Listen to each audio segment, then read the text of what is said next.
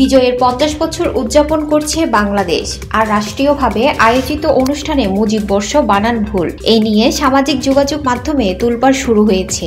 বিজয়ের বিকেলে স্বাধীনতার সুবর্ণ জয়ন্তীতে সবাইকে শপথ বাক্য পাঠ করান প্রধানমন্ত্রী শেখ হাসিনা, সঙ্গে ছিলেন বোন শেখ রেহানা। তবে তার মঞ্চের সামনে মুজিব বর্ষ বানানে যে ভুল তা কারোরই চোখে এড়ায়নি। প্রশ্ন উঠেছে, রাষ্ট্রীয় আয়োজনে এত বড় ভুল কিভাবে হয়? সামাজিক মাধ্যম ব্যবহারকারীদের একজন বলেন, 50 বছরে এই ভুল বানান চেয়েছি। কিছু লুটেরা ও তৈলবাজ মানুষ ঘিরে থাকে সবখানে।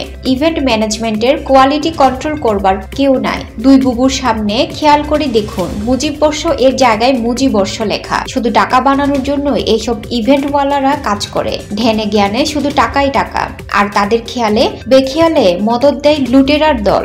আরেকজন বলেন, মুজিব বর্ষ নাকি মুজিবর্ষ? স্বাধীনতার সুবর্ণ জয়ন্তী মুজিব জন্ম শতবর্ষ উদযাপনে নিশ্চয় বাজেট কম ছিল না।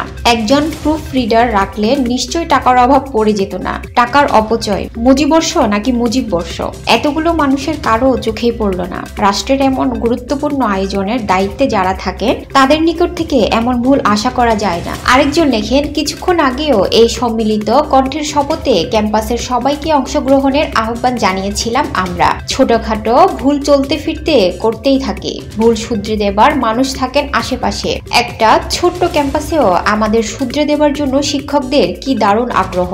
আজ এক ডিপার্টমেন্টের নামে একটা শব্দ বাদ দিয়ে পড়েছিলাম আরেকবার। টিচার বারবার ইশারা দিয়েছেন, এরপর অনুষ্ঠানের মাঝে ডাক দিয়ে বুঝিয়ে দিলেন। কয়েকশো ছাত্রী নিয়ে এতটুকুন আয়োজনে কত মানুষ কাজ করেন। ভুল শুধরে সেরাটা দিতে প্রচেষ্টা চালান। আর আজকের এই বিশাল আয়োজনের ডায়াসের সামনে এত গুরুত্বপূর্ণ শব্দের ভুল। পথ ভারী হলে বুঝি খেয়ালের গুরুত্ব কমে যায়। এত বড় আয়োজনের ইভেন্ট ম্যানেজমেন্ট বা দায়িত্বপ্রাপ্তরা এসব দেখেন না।